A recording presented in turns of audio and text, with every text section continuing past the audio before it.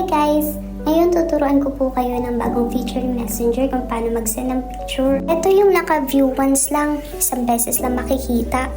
Maghanap ng photo na gusto nyong isend, dapat naka-view once po yan. Guys, applicable po to sa lahat ng mahilig mag-unsend ng mga pictures. Sa ganitong bagong feature ng Messenger, no need to unsend na.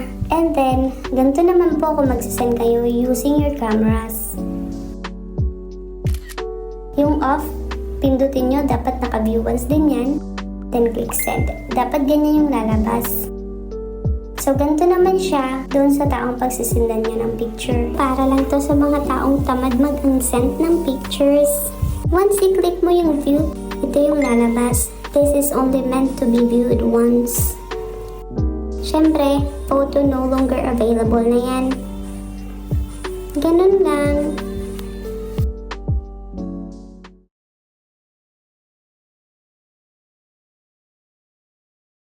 Ng pictures. Siyempre, pwede mo naman ibalik